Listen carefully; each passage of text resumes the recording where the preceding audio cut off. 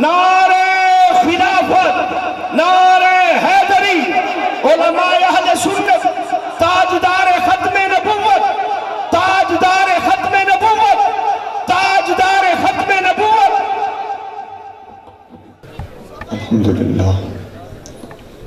الحمدللہ رب العالمین، والصلاة والسلام علی سید الانبیاء والمرسلین وعلی آلہ واصحابہ اجمعین، اما بعد فاعوذ باللہ من الشیطان الرجیم، بسم اللہ الرحمن الرحیم۔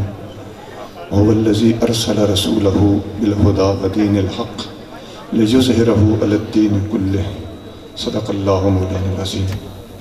ان اللہ وملائکتہ یصلون علی النبی یا ایہا الذین آمنوا صلوا علیہ وسلموا تسلیما۔ اللہم صلی علی سیدنا و مولانا محمد وعلی آل سیدنا و مولانا محمد مبارک وسلم۔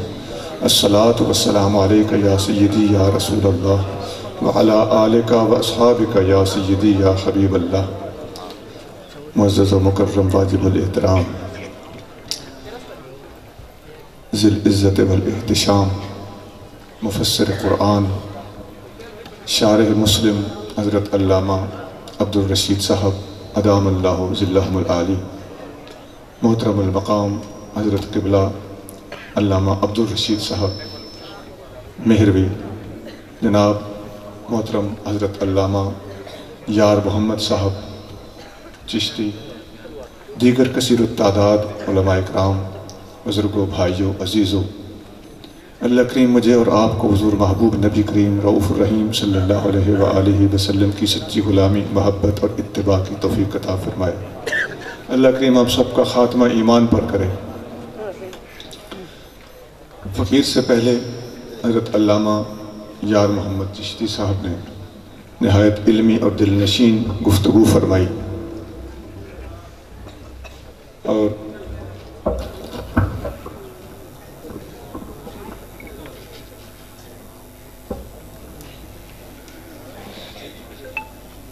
آپ کی گفتگو میں سے فقیر نے حسب توفیق اور حسب استطاعت موتی بھی چننے کی کوشش کی۔ اللہ کریم ان کا بولا ہوا اپنی بارگاہ میں قبول فرمائے اور ہمارے لیے اس کو حصول فیض کا ذریعہ بنائے۔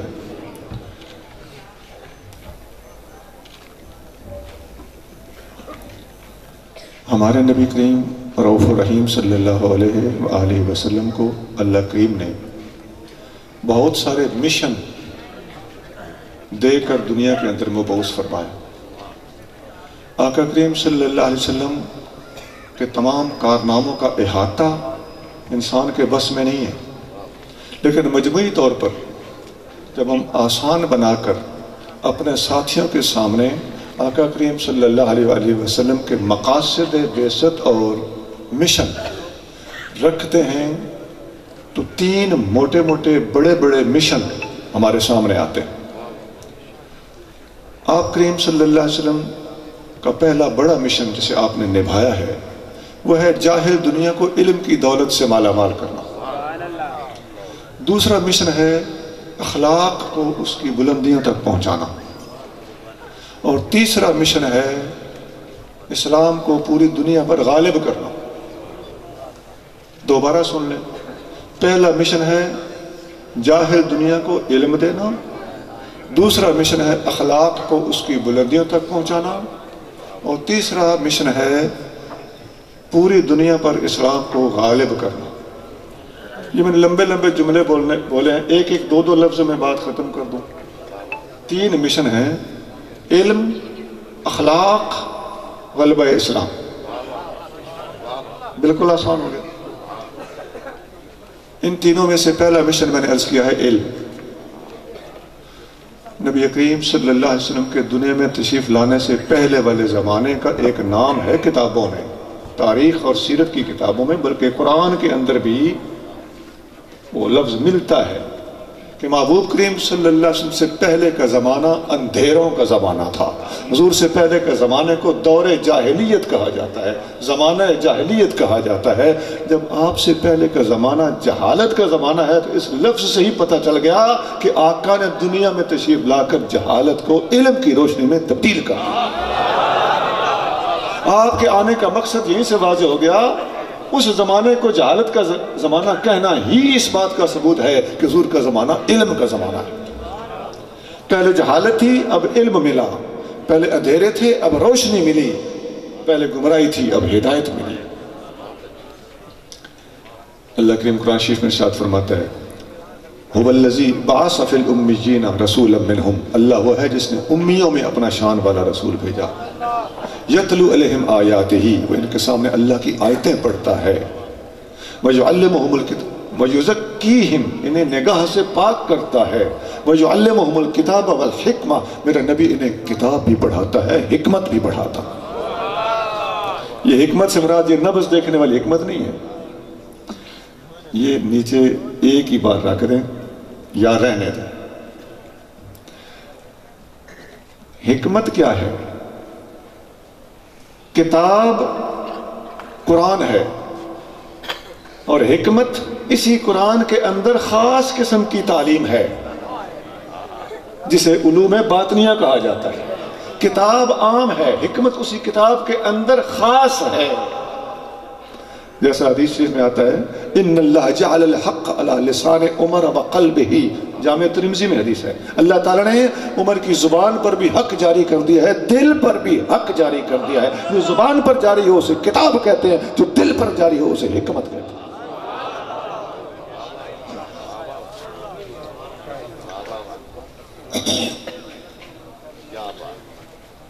یعلمہم الکتاب والحکمہ، میرا نبی لوگوں کو کتاب اور حکمت پڑھانے کے لیے ہم نے بھیجا ہے. وَإِن كَانُوا مِن قَبْلُ لَفِي ضَلَالٍ مُبِينٍ، یہ لوگ میرے نبی سے پہلے کھلی گمراہی میں تھے. یہی وہ بات آ گئی کہ حضور کے پہلے کا زمانہ کھلی گمراہی کا زمانہ ہے تو حضور کا زمانہ کھلی ہدایت کا زمانہ ثابت ہوا. آگے فرمایا وَآخَرِينَ مِنْهُمْ لَمَّا يَلْحَقُوا بِهِمْ، اور میرے محبوب کی تعلیمات حضور کے زمانے تک محدود نہیں ہوں گی. وآخرین منہم لما یلحقوا بہم، جو لوگ اب تک میرے نبی سے ملحق نہیں ہوئے، قیامت تک بعد میں دنیا پیدا ہوتی رہے گی. میرے نبی کی تعلیمات ساری دنیا کی قیامت تک رہنمائی دیتی رہیں گی.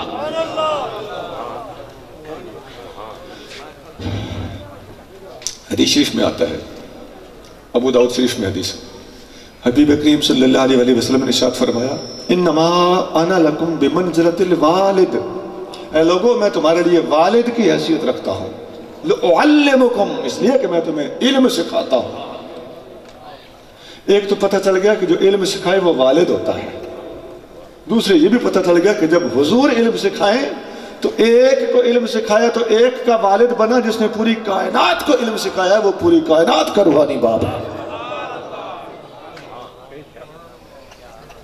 ایک حدیث ابن ماجہ میں ہے، نبی کریم صلی اللہ علیہ وسلم نے فرمایا انما بعثت معلما، مجھے اللہ نے معلم بنا کر بھیجا ہے، میں آیا ہی معلم بن کے ہوں.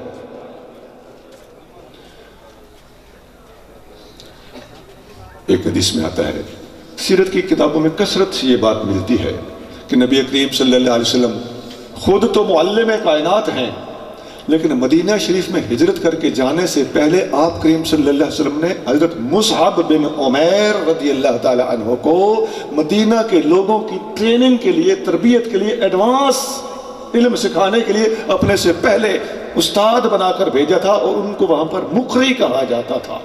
مقری کا مطلب ہوتا ہے استاد جی، میں پنجابی ترجمہ کر رہا ہوں.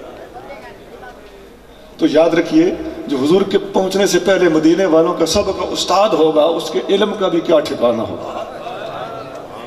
یہ علم کے بارے میں بڑی کنفیوژن سے غلط فہمیاں ہیں. صحابہ کرام کے اپنے اپنے رنگ ہیں، اپنے اپنے کمالات ہیں اور علمی مقامات ہیں. نبی پاک نے ہر ایک کو علمی شان عطا فرمائی. کسی کو کوئی شان دی، کسی کو کوئی شان دی، کسی کو کسی میدان کا اسپیشلسٹ بنایا ہے اور کسی کو دوسرے میدان کا اسپیشلسٹ بنایا ہے. جامع ترمذی میں حدیث ہے، نبی کریم رؤوف الرحیم صلی اللہ علیہ وسلم نے فرمایا ان ارحم امتی بامتی ابو بکر، میری امت میں سب سے زیادہ رحم کرنے والا، میری امت پر رحم کرنے والا ابو بکر صدیق ہے۔ وَأَشَدُّهُمْ فِي أَمْرِ اللَّهِ عمر، اللہ کے معاملے میں، اللہ کے حکم اور شریعت کے معاملے میں سب سے زیادہ سخت عمر ہے۔ وَأَصْدَقُهُمْ حَيَاءً عثمان، سب سے زیادہ حیا والا عثمان ہے۔ وَأَقْضَاهُمْ علی، سب سے بڑا قاضی علی ہے۔ یہ اس ترمذی کی الفاظ نہیں ہے، یہ الفاظ ابن ماجہ میں وہاں سے اٹھا کے یہاں رکھ رہا ہوں تاکہ علی المرتضیٰ بیچ میں سے رہ نہ جائے۔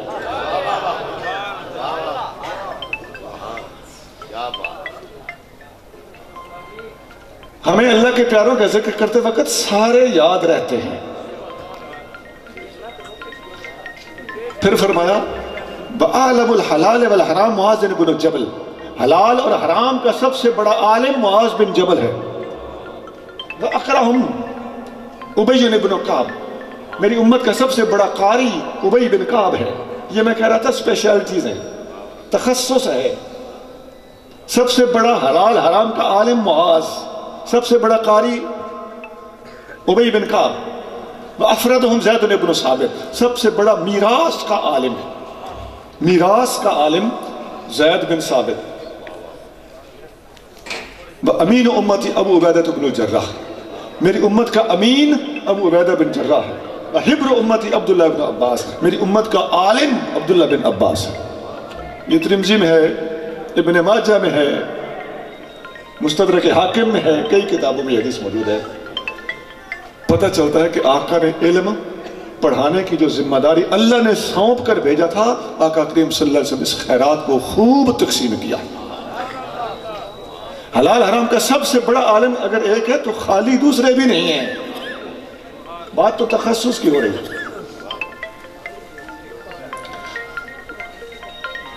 قرآن کی بے شمار آیتیں ہیں، میں اختصار سے کام لیتا ہوں، اہل علم جانتے ہیں۔ قُلْ هَلْ يَسْتَوِي الَّذِينَ يَعْلَمُونَ وَالَّذِينَ لَا يَعْلَمُونَ، کیا علم والے اور بے علم برابر ہو سکتے ہیں؟ یہ قرآن ہے۔ يَرْفَعِ اللَّهُ الَّذِينَ آمَنُوا مِنكُمْ وَالَّذِينَ أُوتُوا الْعِلْمَ دَرَجَاتٍ، اللہ تعالیٰ علم والوں کے درجات بلند کرتا ہے، یہ قرآن ہے۔ وَتِلْكَ الْأَمْثَالُ نَضْرِبُهَا لِلنَّاسِ وَلَا يَعْقِلُهَا إِلَّا الْعَالِمُونَ، ہماری علمی باتیں علماء کے سوا کوئی نہیں سمجھ سکتا، یہ قرآن ہے۔ بہت آیتیں ہیں۔ ایک جگہ فرمایا وَقُلْ رَبِّ زِدْنِي عِلْمًا، محبوب دعا کیا کریں اے اللہ مجھے علم، میرے علم میں اضافہ فرما۔ اس آیت سے پتہ چلتا ہے علم کا کوئی حد بننا نہیں ہے۔ جس رحمان نے خود اپنے محبوب کو الرحمن علم القرآن کہہ کر اعلان کیا ہے کہ میں نے خود اپنے محبوب کا استاد بن کے اسے شاگرد بنا کر اپنا علم دیا ہے، اللہ نے خود علم پڑھایا ہے، وہی اللہ اپنے محبوب کو فرما رہا ہے محبوب اور مانگیے اور مانگیے اور مانگیے۔ علم کی کوئی حد نہیں ہے۔ پھر اسی آیت پہ عمل کرتے ہوئے نبی کریم صلی اللہ علیہ وسلم دعا مانگا کرتے تھے، اللہ منفعنی بما علمتنی وعلمنی ما ینفعنی وزدنی علما، اے اللہ جو تو نے علم مجھے دیا ہے اس سے مجھے فائدہ پہنچا اور مجھے مزید وہ علم عطا فرما جو مجھے فائدہ دے، وزدنی علما، اب ان شرطوں کے ساتھ میرے علم میں اضافہ فرما کہ مجھے علم نافع عطا ہو۔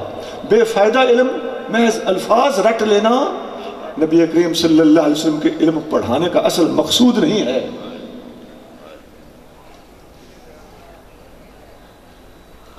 حدیث میں آتا ہے اعوذ باللہ من علم لا ینفع، میں اس علم سے اللہ کی پناہ میں آتا ہوں جو نفع نہ دیتا ہو، بے فائدہ ہو۔ ایک جاتے تو بات کہہ دوں، آج کل مختلف نیچری قسم کے لوگ، منکر حدیث قسم کے لوگ، پرویزی قسم کے لوگ، مستشرق قسم کے لوگ داڑیاں مڑا کے نیٹ پہ آئے ہوئے ہوتے ہیں، مسلسل بولتے ہیں، زبان میں لکنت نہیں ہے، چرب زبان ہے، دین اسلام کے دشمن ہیں، کہتے پھرتے ہیں جی قرآن ناظرہ پڑھنے کا فائدہ کوئی نہیں۔ میں یہ بات کلیئر کرنے کے لیے اس طرف ڈھل گیا، جب تک سمجھو نہیں فائدہ کوئی نہیں۔ طرح طرح کی تنقیدیں اور جملے کستے ہیں۔ سر آپ خود پھنستے ہیں اس بات میں، ہم ثابت کرتے ہیں۔ پہلی بات تو یہ ہمارا کہنا، یہ ہماری تحقیق، یہ ہم ثابت کر سکتے ہیں، اس پر دلائل ہمارے پاس کثرت سے بڑے واضح موجود ہے، کسی کھچا تانی کے بغیر ہم ثابت کر سکتے ہیں کہ صرف ہماری ایک ان پڑھ مائی ککھ نہ سمجھنے کے باوجود قرآن کی بغیر سمجھے تلاوت کرتی ہے، اللہ کی عظمت کی قسم اس پر اس کو اجر ہے۔ الف لام میم کے معنی کس کو آتے ہیں؟ اللہ اس کے رسول کے سوا کسی کو پتہ نہیں ہے، یا کسی کو جس طرح کہ وہ میم کے رہا کے حوالے سے بات کرنے لگا، اہل علم سمجھ رہے ہوں گے، اگر وہ بیچ میں رہا نہیں کرنا، تسلسل سے پڑھنا ہے، راسخون فی العلم کا عطف پچھلے والی بات سے جوڑنا ہے، تو بھی عوام کو تو کک پتہ نہیں نا کہ الف لام میم کا معنی کیا ہے، تو ثواب اس پہ ملتا ہے کہ نہیں؟ حضور فرماتے ہیں الف ایک حرف ہے، لام ایک حرف ہے، میم ایک حرف ہے، اور ہر حرف پر 10 نیکیاں ہیں، اور الف لام میم کا معنی آتا کسی کو نہیں، حضور فرماتے ہیں پھر بھی ثواب ہے۔ اور قل هو اللہ شریف 3 بار پڑھیں تو قرآن کا ثواب ہے، تو قرآن کو تو سمجھ سمجھ کے پڑھنا چاہیے، یہ ہے اچھی بات ہے، میں بات ان کی کر رہا ہوں، جو سمجھے بغیر قرآن کو بیکار سمجھتے ہیں ان کو جواب دے رہا ہوں کہ قل هو اللہ شریف 3 بار پڑھنے سے پورے قرآن کا ثواب مل جاتا ہے، یہ کون سا قرآن ہے جس کو سمجھ سمجھ کے پڑھا گیا ہے؟ 3 بار قل هو اللہ شریف پڑھنے سے قرآن سمجھ سمجھ کے پڑھا جا سکتا ہے؟ نہیں، اس کا مطلب ہے لفظوں کے اندر بھی جان ہے۔ پھر اصل مقصود کی طرف لوٹنا ہے، میں اختصار سے کام لینے لگا۔ ناظرہ پڑھنے کا بھی ثواب ہے، حفظ کرنے کا اور زیادہ ثواب ہے، سمجھ کے پڑھنے کا اور زیادہ ثواب ہے، اور سمجھ کے پڑھ لینا بھی ہو سکتا ہے گلے کا پھندا ہو جب تک اس پر عمل نہیں ہوتا۔ اب میں نے کہا تھا کہ تم بھی پھنستے ہو، اب یہاں یہ لوگ بھی پھنسیں گے کہ نہیں؟ قرآن کے ایک ایک لفظ پر کما حق کو ہو تم نے عمل کیا ہے، اگر نہیں کیا تو اپنا قاعدہ یاد رکھنا، اس قاعدے کی روشنی میں تمہارا سمجھ کر پڑھنا بھی کسی کام کا نہیں ہے، اس لیے کہ تمہارا اس پر 100% عمل نہیں ہے اور تم عمل کا حق ادا نہیں کر رہے۔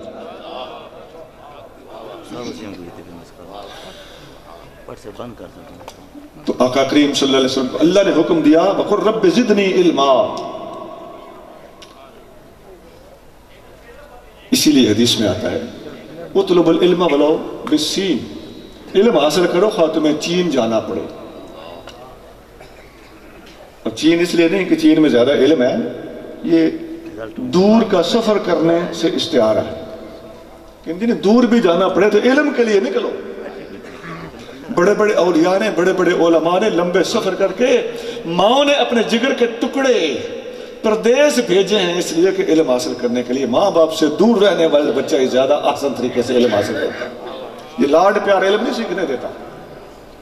حضور غوث پاک کہاں گیلان اور کہاں عراق علم حاصل کرنے کے لیے وہاں گئے ہیں۔ یہ ہے ولو بالسین کی تفسیر اور شرح۔ بخاری اور مسلم ایک حدیث ہے، عبداللہ بن مسعود رضی اللہ تعالیٰ عنہ فرماتے ہیں ما من سورۃ فی القرآن الا وانا اعلم متى نزل، قرآن کی کوئی صورت ایسی نہیں جس کے بارے میں مجھے پتہ نہ ہو کہ کب نازل ہوئی۔ وما من آیت فی القرآن الا واعلم فیما نزلت، اور قرآن کی کوئی آیت ایسی نہیں جس کے بارے میں مجھے پتہ نہ ہو کہ کس بارے میں نازل ہوئی۔ کوئی صورت ایسی نہیں جس کا مجھے پتہ نہ ہو کہاں نازل ہوئی، اور کوئی آیت ایسی نہیں جس کے بارے میں مجھے پتہ نہ ہو کہ کس بارے میں نازل ہوئی۔ صورت کا تذکرہ الگ ہے، آیت کا تذکرہ الگ ہے۔ وَلَوْ عَلِمْتُ أَحَدًا، ابن مسعود فرماتے ہیں اگر مجھے پتہ چل جائے کہ کوئی بندہ دنیا میں ایسا ہے وہ عالم منی بکتاب اللہ، وہ اللہ کی کتاب مجھ سے زیادہ جانتا ہے، تبلغہ الابل، میرا اونٹ اس تک پہنچ سکتا ہو صحیح، لرکبت الیہ، میں اپنا اونٹ اس کی طرف دوڑا دوں گا۔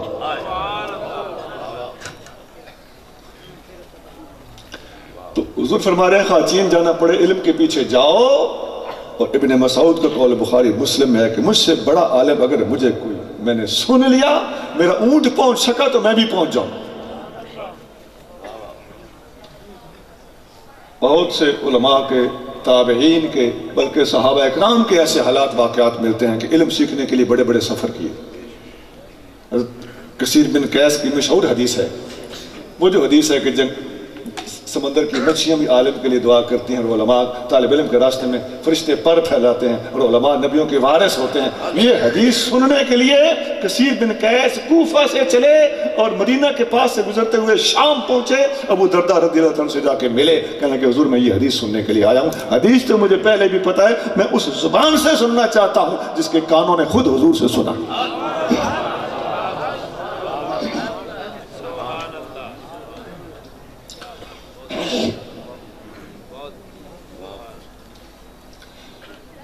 حدیثیں بھی جس طرح میں نے کئی آیتیں سنائیں، حدیثیں بھی انگنت ہیں، میں نے 3-4 حدیثیں بھی سنا دی۔ ایک اس دور کی ضرورت ہے، وہ بات بھی عرض کر دیتا ہوں۔ یہاں کئی بچے بیٹھے ہوں گے جو کالجوں میں پڑھتے ہیں، یونیورسٹیوں میں پڑھتے ہیں، وہاں پر ایک طبقہ آج کل کھڑا ہوا ہے۔ میں اپنے دوستوں سے، بزرگوں سے بستہ درخواست کروں گا کہ اس طبقے کا سیریسلی نوٹس لیں۔ وہ داہریہ ہیں، ملحد ہیں، بہت سارے پروفیسر اور کلاسوں کی کلاسیں اس فتنے کا شکار ہیں، اور نیٹ کے اوپر اس کا ٹھیک ٹھاک غلغلہ ہے۔ یہی وہ لوگ ہیں جو آپ نے سنا ہوگا کہ ہمارا جسم ہماری مرضی، یہی وہ لوگ ہیں۔ یہ لوگ کہتے پھرتے ہیں علم کوئی چیز ہی نہیں ہے۔ کیونکہ میں اس وقت علم کا ٹاپک چھیڑے ہوئے تھا، اس لیے میں نے یہ بات جہاں لگانا مناسب سمجھی۔ یہ کہتے ہیں علم کوئی چیز نہیں، اصل حقیقت، علم کی حقیقت کسی کو کاک پتہ نہیں۔ قبلہ ہمارے طالب علم، ہمارے نوجوان، ہمارے مدرسوں کے طلباء تک یہ بات سن کے گھبرا جاتے ہیں، یار یہ کیسے اس کا رد کیا جائے؟ سونا، اگر آپ نے شرح عقائد نصفی غور سے دیکھی ہوتی جو درسوں میں پڑھائی جاتی ہے، تو اس کا پہلا لفظ ہی یہ ہے، حقائق الاشیاء ثابتۃ والعلم بہا متحقق۔ چیزوں کی حقیقتیں ثابت ہیں اور ان کا علم متحقق ہے، ہر چیز کے بارے میں علم ہے۔ علامہ تفتازانی علیہ رحمت اسی بات کا رد کر رہے ہیں۔ سوفسطائیہ فرقے کا، فلسفی فرقے کا، ملحد فرقے کا یہ جملہ ہے جس کا آپ رد کرتے ہوئے یہ بات لکھ رہے ہیں۔ یہ میں نے طلباء کے لیے بات کی ہے۔ یہاں ایک اور بھی توجہ دلانے کے لیے گزارش ہے کہ ہم شرح کا نصفی جا کے 5ویں 6 سال میں پڑھاتے ہیں کہ بلا اس کا اردو ترجمہ پہلے سال پڑھا دیا کریں، اور شرح کا نصفی نہیں، اس کا متن 5-6 صفحے کا ہے، بلکہ شرح کے ساتھ جو باریک ٹھکائی کے ساتھ لکھا ہوا ہے باریک باریک کر کے، وہ تو 2.5 صفحے ہے ٹوٹل۔ اس کا صرف اردو ترجمہ پڑھا دیا کریں۔ آپ ہمارے اردو کے عقائد کی کتابیں بھی نہیں پڑھاتے، یا کہیں پڑھاتے بھی ہیں تو دوسرے تیسرے سال لڑکے نے بھاگ جانا ہوتا ہے۔ اکثر طلباء تو 2-3 سال کے بعد بھاگ جاتے ہیں، سور شور لگا لیتے ہیں، مسجد سنبھال لیتے ہیں۔ علامہ صاحب یہ شکوہ کر رہے تھے، بہت خوبصورت باتیں تھیں، پتہ نہیں لوگوں نے قدر کی ہے یا نہیں۔ میں تو باتیں غور سے سن رہا تھا، میں تو طالب علم ہوں، بڑی اچھی باتیں کر رہے تھے۔ وہ بار بار متوجہ کرتے تھے کہ میری بات سنو، میری بات سنو۔ علمی بات پہ کون کون دھرتا ہے؟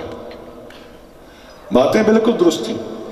سونا، جب ہم ایسی کتابیں مؤخر رکھیں گے تو طالب علم پہلے بھاگ جائے گا، تو اس کو ہم یہ 2-4 عقائد جو سکھا کے بھیجیں گے، علم غیب اور حاضر ناظر ہمارے عقائد بالکل درست ہیں، یہ ہمارا اس پر اعتقاد ہے، لیکن ہم یہی سکھا کے جب باہر نکال دیں گے تو ادھر جا کے یہی کچھ کرتا رہے گا ساری زندگی۔ اس کو اصل بنیادی عقائد کے بارے میں پتہ ہی نہیں ہوگا جو ہمارے عقائد کی کتابوں کے متون کے اندر لکھے ہوئے۔ یار اور نہیں تو فقہ اکبر کا متن، امام اعظم ابو حنیفہ کی کتاب فقہ اکبر کا متن ہی پہلے سال پڑھا دیا جائے اردو میں، اور سب سے آسان عقائد کی کتاب اگر دنیا میں کوئی ہے تو امام اعظم کی یہی کتاب ہے، کیونکہ وہ تکلف اور اصطلاحات سے خالی ہے، سادہ انداز میں لکھی گئی۔ یہ بڑی اہم گزارش ہے، ضرور اس کو پلے باندھ لیں، طلباء کو یہ پہلے سال پڑھا دیا کریں تاکہ انہیں جا کے بعد پتہ تو ہو، پتہ نہیں اس بے وقوف نے بھاگ کب جانا ہے، تو اس کو پہلے صحیح طریقے سے عقائد کا پٹو تو ڈال دو۔ اب آئیے ملحدین کے سوال کی طرف کہ جی علم کوئی شے نہیں، اور جواب تو میں نے دے بھی دیے ہیں۔ ایک جواب داتا صاحب کی زبانی آپ کو دے کے آگے چلتا ہوں۔ داتا صاحب نے کشف المحجوب میں آج سے تقریباً 1000 سال پہلے اس بات کا جواب دیا ہوا ہے، اور یہ عقائد نصفی اور شرح عقائد نصفی بھی 1000 سال پہلے کی کتابیں ہیں، تو پھر مسلمان گھبراتا کیوں ہے؟ ان کی ہر بات کا جواب سینکڑوں اور ہزاروں سال پہلے دیا جا چکا ہے۔ داتا صاحب لکھتے ہیں ملحدین کہتے ہیں کہ علم کوئی چیز نہیں. یہ پڑھے لکھے لوگوں کو بتا دوں، ملحدین کو آج کل جو کاجوں میں کہا جاتا ہے ایتھیسٹ کہا جاتا ہے. ایتھیسٹ، ATHEIST، ایتھیسٹ یہ ملحدین ہوتے ہیں. تو بڑے اچھا، ان میں سے بھی ایسے پھنسے ہوئے لوگ، ان میں بیٹھ کے گپے شپے لگانے کی وجہ سے بگڑے ہوئے لوگ، ان کو کنٹرول کرنا ایزی ہے، بشرطے کہ ہمارا کوئی بندہ ان سے ملے، کو کنونس تو کرے، قائل تو کرے. داتا صاحب لکھتے ہیں یہ جو تم نے کہا کہ کسی چیز کا کوئی علم ہے ہی کوئی نہیں، یہ جو تم نے جملہ بولا کہ علم کوئی چیز نہیں، اس بات کا تمہیں علم ہے؟ یہ جو بات تم نے کی ہے اس کا تمہیں پکا پتہ ہے کہ تم ٹھیک کہہ رہے ہو؟ اگر تم کہو کہ ہاں میں ٹھیک کہہ رہا ہوں، مجھے پکا پتہ ہے، اس کا مطلب ہے تم نے مان لیا کہ علم ہوتا ہے. اور اگر تم کہو کہ مجھے اس کا پکا پتہ نہیں، تو پھر اپنے گھر بیٹھو جس کا تمہیں خود پکا پتہ نہیں، اس سے استدلال کیوں کرتے ہو؟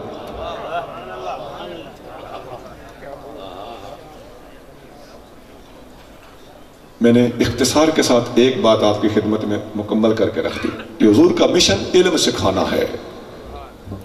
اور یہ بات بھی ضروری ہے کہ اس دنیا میں کسی اور ہستی نے علم کے اوپر اتنا زور نہیں دیا جتنا ہمارے نبی کریم صلی اللہ علیہ وسلم نے علم پر زور دیا ہے.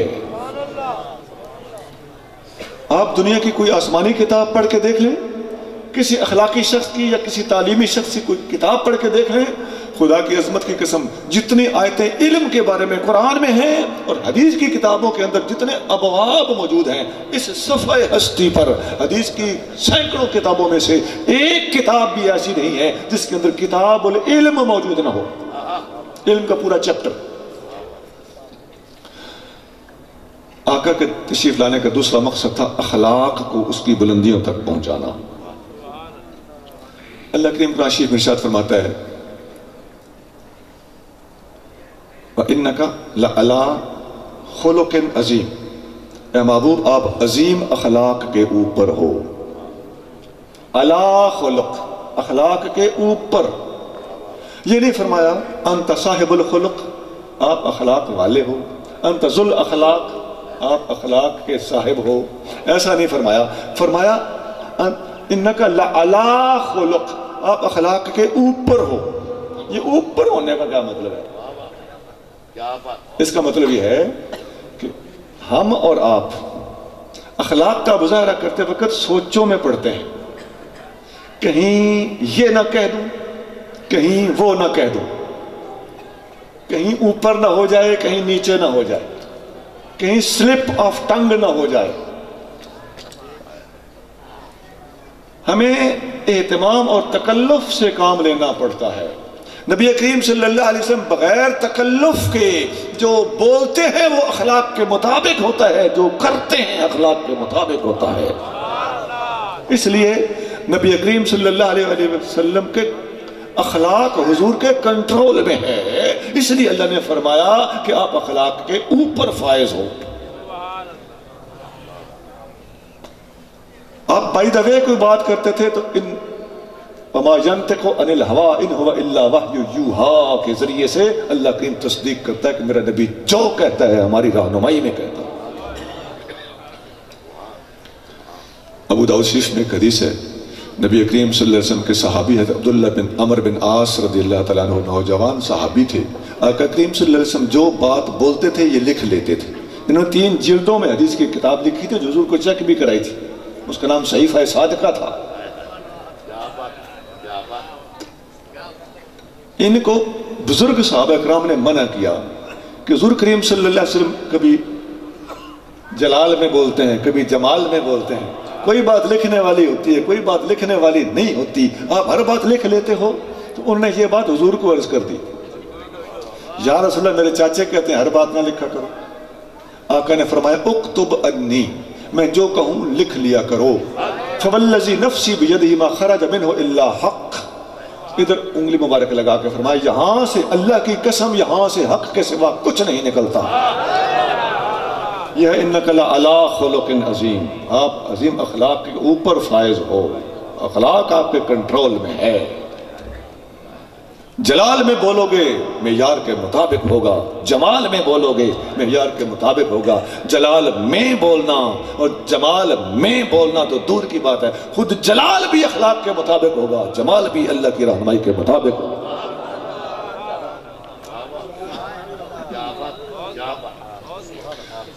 اسی طرح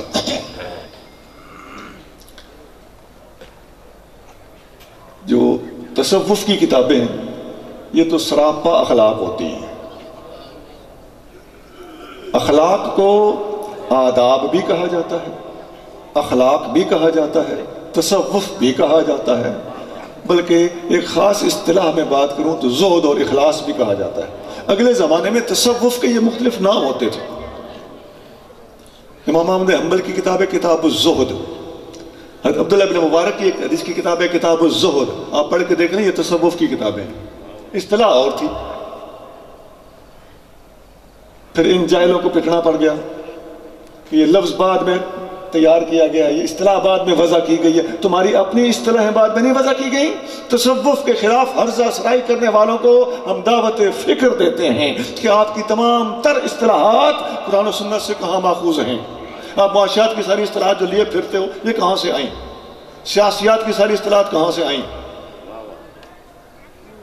یہ حضرت مولانا جو کہتے ہو اپنے استاد کو اور اپنے دادا استاد کو امام لکھتے ہو، میں ایک خاص شخصیت کی طرف اشارہ کر رہا ہوں۔ حمید الدین فراہی تمہارا امام ہے، یہ لفظ تم نے کہاں سے لیا؟ صدر الدین اصلاحی تمہارا استاد ہے، یہ لفظ تم نے کہاں سے لیا؟ ہماری اصطلاحات تمہیں چبھ جاتی ہیں، تمہاری اپنی اصطلاحات ہم سر جھکا کے مانتے چلے جائیں، تم نے ہمیں سمجھا ہوا کیا ہے؟ تمہیں کھری کھری سنانے والا کوئی نہیں۔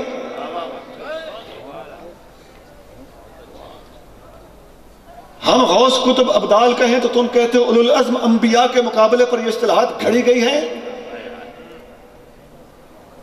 غلام احمد پرویز سیدھا سیدھا حدیث کا انکار کرتا ہے تو وہ منکر حدیث کہلاتا ہے، اور تم کہو کہ ہم نے اپنی ذاتی تفسیرات اور قرآنی تشریحات کے مقابلے پر ہر چیز کو، حدیث کو، ائمہ کے اقوال کو، پوری امت کے اجماع کو بے رحمانہ طریقے سے دیکھا۔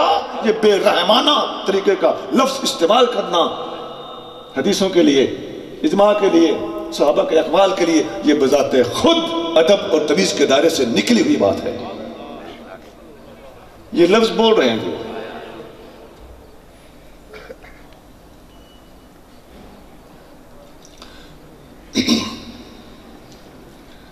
حدیثوں میں آتا ہے، نبی کریم رؤوف الرحیم صلی اللہ علیہ وسلم فرماتے ہیں ان من احسنکم احسنکم اخلاقا، تم میں سب سے اچھا آدمی وہ ہے جس کے اخلاق اچھے، جس کو ادب نہیں۔ نبی پاک نے صاحب فرمایا ادبنی ربی فاحسن تأدیبی، میرے اللہ نے مجھے ادب سکھایا اور کیا ہی خوب ادب سکھایا۔ حدیث شریف میں آتا ہے، مجموع الزوائد میں کئی سندوں کے ساتھ 2-3 صفحوں پر یہ حدیث موجود ہے، مختلف کتابوں کے حوالے سے۔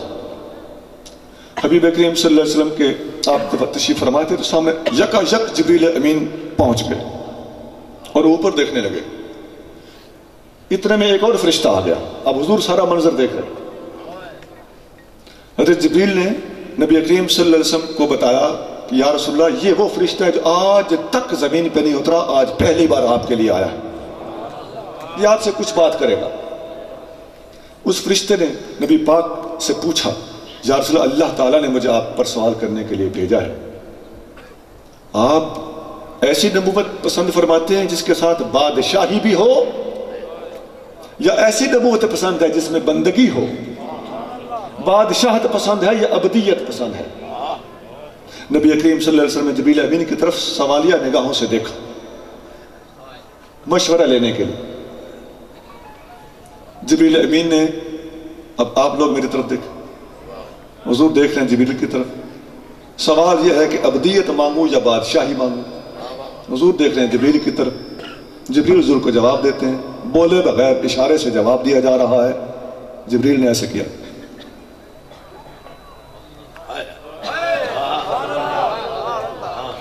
سمجھ گئے؟ حضور آپ نے بندگی پسند کی، اللہ کے سامنے عاجزی فرمائے۔ حضور فرمائے بل نبی عبد، بلکہ میں وہ نبوت پسند کرتا ہوں جس میں ابدیت ہو.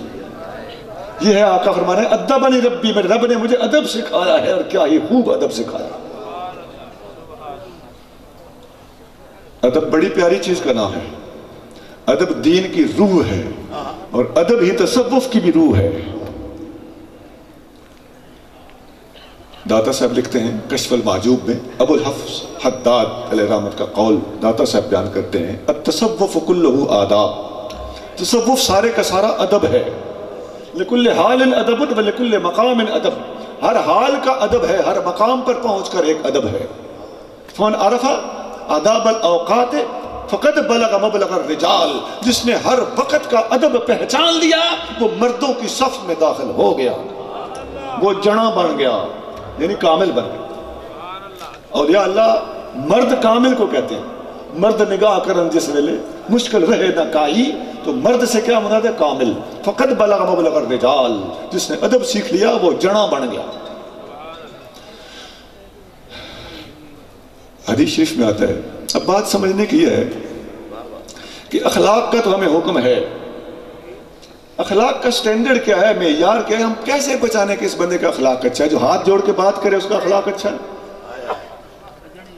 جو جھک کے ملے اس کا اخلاق اچھا ہے، جو دوستوں کو چائے پلائے اس کا اخلاق اچھا ہے، سموسے پکوڑے بوتلیں کھلائے اس کا اخلاق اچھا ہے. اخلاق کا سٹینڈرڈ کیا ہے؟ کیسے چیک کریں گے کہ یہ بندہ واقعی صاحب اخلاق ہے؟ یارو دوستوں کو چائے پلا لینا اور بوتلیں اڑانا یہ تو چنگا کہلانے کے لیے بھی ہوتا ہے نا. اس کے اندر تو ہو سکتا ہے تمہاری ریاکاری اور تکبر پوشیدہ ہو، اپنی ناک بڑھانے کے لیے نیت غلط ہو سکتی ہے. نبی پاک نے ایک معیار بتایا ہے. آقا فرماتے ہیں تم میں اچھا وہ ہے جس کے اخلاق اچھے ہوں، اور اخلاق اس کے اچھے ہیں جس کے اخلاق اپنے گھر والوں کے ساتھ اچھے ہوں. اب پتہ چلے گا کہ گھر کے باہر یاروں کے سامنے بسکٹ پکوڑے جلیبیاں اڑانے والا جب گھر کی دہلیز کے اندر گیا تو ماں کے ساتھ کیا رویہ ہے، بیوی کے ساتھ کیا رویہ ہے، بہن کے ساتھ کیا رویہ ہے، بیٹی کے ساتھ کیا رویہ ہے، پردے دار کے ساتھ کیا رویہ ہے، تو اس کے بغیر کسی ڈاکٹر کے پاس نہیں جاتی، اس کے لیے کیا رویہ ہے. اس بات سے نکل آؤ کہ امی کہے گی رن مرید ہو گیا ہے. امی کو کہنا امی جی میں بالکل رن مرید ہوں، میرا ابا بھی رن مرید تھا. پھر امی ہنسنا شروع کر دے، بلکہ کہے گی نہیں کوئی نہیں سی. امی کو کہو نا کہ امی کوئی نہیں میں رن مرید ہوں تو کی ہوا ہے، میرا ابا بھی رن مرید سی. بات مذاق میں ٹل جائے گی، لیکن یاد رکھیے رن مریدی اور ہے، اخلاق اور ہے. آج کتنے ہی لوگ ہیں جنہوں نے منہ بولی بہنیں بنائی ہوتی ہیں. منہ بولی بہن یہ کیا خرافات ہیں. سگی بہن اپنے سر پہ تیرا پیار کا ہاتھ پھروانے کے لیے ترس رہی ہے اور تو منہ بولی بہنیں بنائے پھرتا ہے، چسکے لیتے ہو. اپنے نفس پر کنٹرول کرو، اللہ تعالیٰ دلوں کے حال جانتا ہے. تیرا سگا بھائی تیرے ساتھ ہاتھ ملانے کے لیے ترس رہا ہے اور تو نے پگڑیاں بٹائی ہوئی ہیں دوسرے لوگوں کے ساتھ کہ میرا منہ بولا بھائی ہے، بنیا ہوا برا ہے. ایسے براؤں کا نمبر پیچھے ہے. شریعت نہ ایسی بہنوں کو مانتی ہے، نہ ایسے بھائیوں کو مانتی ہے، نہ ایسے بیٹوں کو مانتی ہے. ادعوہم لآبائہم، قرآن نے منع کر دیا. نبی کریم صلی اللہ علیہ وسلم کی طرف منسوب کر کے حضرت زید بن حارثہ کو زید بن محمد کہا جاتا تھا. اللہ کریم نے قرآن کے اندر آیت نازل کر دی کہ ان کو ان کے اپنے باپ کے نام سے پکارا جائے. ما کان محمد ابا احد من رجالکم، محمد تمہارے مردوں میں سے کسی کے والد نہیں ہے.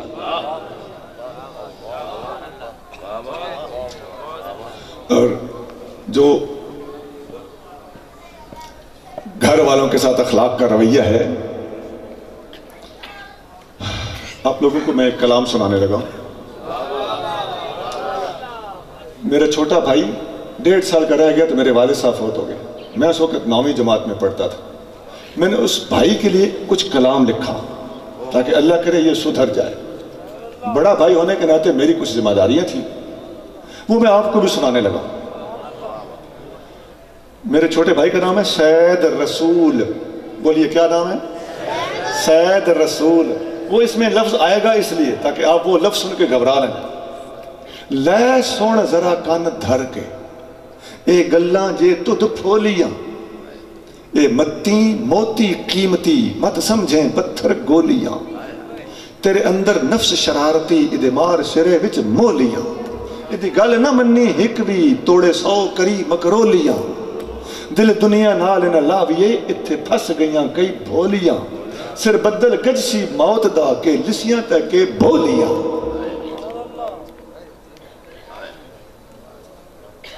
کدی اچھا بول نہ بولیے بھامیں دشمن مارے بولیاں، بس چھڑا اڈمبر چوکھڑا اکڑاٹھیاں وزنوں ہولیاں۔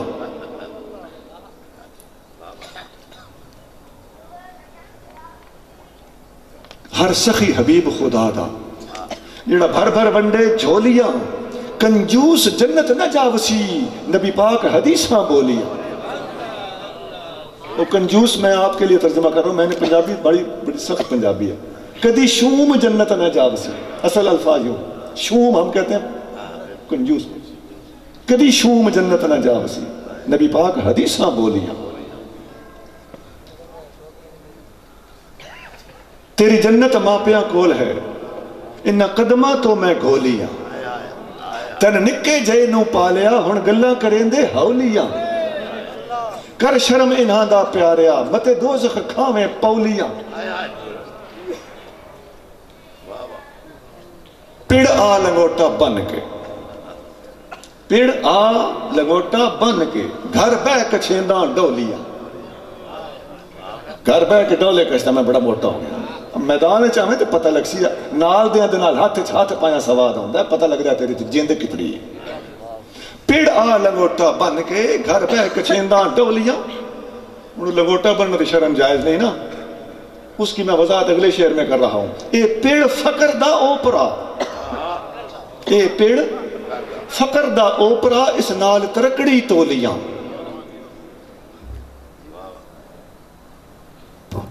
لمبا کلام ہے، میں مختصر کرنے لگا ہوں۔ من سید رسولہ عیب تو، من سید رسولہ عیب تو رب کو لو کئیاں اولیاں، تیرے کم ہمیشہ آبسم اے متی جے تو گولیاں۔ گولیاں کا مطلب ہے غور کرنا۔ اے دیس یمن دیاں گیٹیاں میں تیری خاطر رولیاں۔ میں اخلاقیات کے موضوع پر پنجابی زبان میں تھوڑا سا ایک عید دی ہے آپ کو، جو پورا پیچھے سے قرآن و سنت کی روشنی میں مضمون چلا آ رہا تھا، اس کو میں نے اختتامیہ دیا ہے تاکہ ہماری اسلامی تعلیمات اور جو ہمارے پند نامے مدارس میں پڑھائے جا رہے ہیں انہیں کوئی مائی کلال چیلنج نہ کر سکے۔ خدا کی عظمت کی قسم، ہمارا یہ کلام تو شے ہی کوئی نہیں ہے شیخ خطار کے پند نامے کے سامنے، یہ تو ان کی چوری ہے، یہ تو انہیں کا بتایا ہوا پیغام ہے، ہم نے صرف اردو پنجابی میں ڈال دیا ہے۔ تو پنجابی میں اتنی چس عوام کو آ رہی ہے تو جو فارسی سمجھتے ہیں اصل کلام پڑھیں گے، پند نامہ پڑھیں گے، اس زبان میں بھی ہمارے سے زیادہ برکت ہے، ان شخصیات کے اندر بھی ہمارے سے زیادہ برکت ہے۔ یہاں پھر ایک بات کرتا ہوں، جیسے میں نے علم کے آخر پہ دہریہ کی بات کی تھی، یہاں اخلاقیات کے حوالے سے بھی دہریہ کی بات کر دینا مناسب ہے۔ وہی بات دہریہ کہتے ہیں جی ہماری مرضی چلے، ہم اپنی مرضی سے جینا چاہتے ہیں، مرضی سے مرنا چاہتے ہیں، یہ ان کے الفاظ ہیں۔ دہریہ کے خلاف فقیر نے ایک پوری کتاب لکھی ہے، اسلام زندہ باد، ضرور پڑھیے۔ میرے پاس اس وقت نہیں ہے، شاید ہو، مجھے میرا خیال ہے نہیں ہے، لیکن میں 3-4 دن پہلے ایک جگہ پہ خطاب تھا، ایک بہت بڑے عالم تھے، پروفیسر بھی ہیں، انہوں نے کہا کہ دہریہ کے خلاف کام کرنے کے لیے کسی نے آج تک ٹرائی تک نہیں کی، اور میں نے فوراً پیغام بھیجا کہ بلا آپ کہتے نا کہ اچھا جواب کسی نے نہیں دیا تو میں چپ ہو جاتا، آپ نے کہا کسی نے کوشش ہی نہیں کی تو اب میرا بولنا حق بنتا ہے کہ بلا کوشش تو ادنا سی ہو چکی ہے۔ پھر وہ بھی نیک آدمی تھے، وہ سٹال پہ خود پہنچ گئے کتاب لینے۔ تو آپ لوگوں کو بھی عرض کر رہا ہوں، اسلام زندہ باد دہریہ کے خلاف صرف 104 صفحے کی کتاب ہے، شاید اگر کسی نے میرا کوئی رسالہ پڑھا تو مجھے عادت ہے ٹو دا پوائنٹ لکھنے کی، انشاءاللہ تعالیٰ ان کو کچھ یاد آ جائے گا، سارا ضرور پیٹیں گے اپنا کہ ہم نے کہاں پنگا لیا۔ 22 چوندے سوالوں کا جواب ہم نے دیا۔ تو ان کا ایک سوال یہ بھی ہے کہ جب ہم اپنی مرضی سے جینا چاہتے ہیں، مرضی سے مرنا چاہتے ہیں، ہمیں نہ تنگ کرو۔ تو ہمارا سوال یہ ہے، یہ اخلاقیات کے حوالے سے بات ہے، مرضی سے تم جینا چاہتے ہو، مرضی سے مرنا چاہتے ہو، مرضی کی زندگی گزارنا چاہتے ہو۔ اس مرضی کا مطلب کیا ہے؟ جس کی چاہو عزت کو ہاتھ ڈال دو، یہ اخلاق ہے۔ جس کو چاہو قتل کر دو، یہ اخلاق ہے۔ جس کا چاہو مال لوٹ لو، یہ اخلاق ہے۔ تکبر اور غرور کی عروج پہ چلے جاؤ، یہ اخلاق ہے۔ دنیا کا ہر مذہب عاجزی سکھاتا ہے، عاجزی کی نفی کرتا ہے، تو ماہد یہ خبیث ملحد کرتا ہے۔ اور مرضی سے جینا چاہتا ہوں۔ پہلے بتاؤ، تم مرضی کے گھر میں پیدا ہوئے، اپنی مرضی کے دن اپنی امی کے پیٹ میں گئے تھے، اپنی مرضی کے ٹائم پہ ڈیلیوری ہوئی تھی، اپنی مرضی کے ہسپتال میں پیدا ہوئے تھے، اپنی مرضی سے تمہارا نام رکھا گیا تھا، تمہاری مرضی سے تم بیمار ہوتے ہو، مرضی سے صحت یاب ہوتے ہو، اس دنیا میں مرضی سے امیر بنتے ہو اور مرضی سے غریب بنتے ہو۔ انسان بن جاؤ ورنہ تقدیر تمہیں رسوا کر کے رکھ دے، اور مرضی سے مرتے ہو۔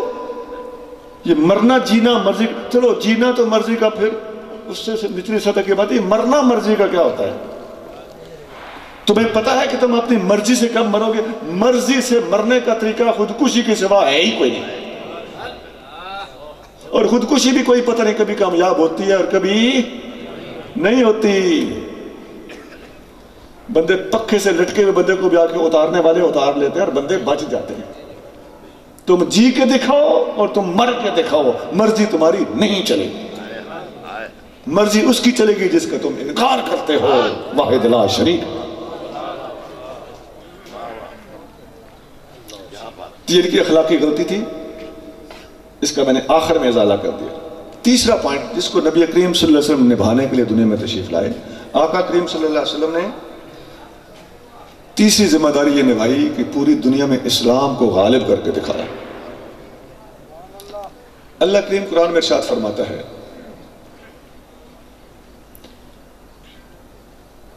یہ جو آیت میں نے خطبے میں پڑھی تھی، هو الذی ارسل رسولہ بالہدی ودین الحق، اللہ وہ ہے جس نے اپنا رسول بھیجا ہے ہدایت دے کر اور حق کا دین دے کر، لِیُظْہِرَہُ عَلَى الدِّینِ کُلِّہِ، تاکہ میرا نبی اس دین اسلام کو پوری دنیا پر غالب کر دے۔ پوری دنیا کے اوپر اسلام کو غالب کرنا حضور کی تیسری ذمہ داری تھی، آپ نے کر کے دکھایا۔ سب سے پہلے تو یہ بتاؤ کہ حضور صلی اللہ علیہ وسلم نے اسلامی حکومت تک قائم کر کے دکھائی کہ نہیں؟ یہ کامیابی ہے۔ اس کے بعد یہ بتاؤ نبی کریم صلی اللہ علیہ وسلم نے افراد ایسے تیار کر کے بتائے کہ دنیا میں کسی اور ہستی نے اتنے زیادہ اتنے مضبوط افراد آج تک تیار نہیں کیے جتنے میرے نبی کریم نے کیے۔ تیرے در سے نکلے جہاں کیسے کیسے، بسائے انہوں نے جہاں کیسے کیسے، ابو بکر فاروق عثمان و حیدر، سمندر اٹھے بے کراں کیسے کیسے۔ یہ حضور کی کامیابیاں ہیں اور غلبہ اسلام حضور کی طرف سے یہ ثابت کیا جا رہا۔ اور پیدائش سے لے کے مرتے دم تک، بچہ پیدا ہوگا تو اس کا مر گیا ہے تو جنازہ ہوگا کہ نہیں، اسلام بولتا ہے۔ بچے کے کان میں اذان کب کہنی ہے، اسلام بولتا ہے۔ بچے کا نام کب رکھنا ہے، اسلام بولتا ہے، اور کیسا نام رکھنا ہے، اسلام بولتا ہے۔ بچے کو گھٹی کیسے دینی ہے، اسلام بولتا ہے۔ حضور نے خود گھٹی دی ہے، خود نام رکھے ہیں، خود کان میں امام حسن کے کان میں اذان پڑی ہے، عبداللہ بن زبیر کو خود گھٹی دی ہے۔ میں بہت کھینچ کے رکھ رہا ہوں۔ اور جنڈ کب اتارنی ہے، حدیثیں بولتی ہیں۔ عقیقہ کیسے کرنا ہے، حدیثیں بولتی ہیں۔ کون سے تعلیمی ادارے میں بھیجنا ہے، حدیثیں بولتی ہیں۔ کتنے سال دودھ پلانا ہے، حدیثیں بولتی ہیں۔ ہے کوئی بھائی کا لاج اسلام کے سوا اپنے مذہب کے اندر یہ چیزیں دکھا سکے؟ یہ ہے اسلام جس کو غالب ہونے کا حق حاصل ہے۔ یہ موضوع آگے بہت طویل ہے، ہماری جو آج کی محفل ہے اس کا ٹائم ختم ہو چکا ہے، اور پولیس کی طرف سے کچھ سگنلز آ رہے ہیں، ہمیں ان کے ساتھ کوآپریٹ کرنا چاہیے۔ میں نے جتنی باتیں کی ہیں وہ 3 ہیں۔ نبی کریم صلی اللہ علیہ وسلم نے 3 مشن نبھائے، علم دینا 1، اخلاق دینا 2، اور پوری دنیا پر اسلام کو غالب کرنا 3۔ سبحان ربک رب العزت عما یصفون وسلام علی المرسلین والحمد للہ رب العالمین.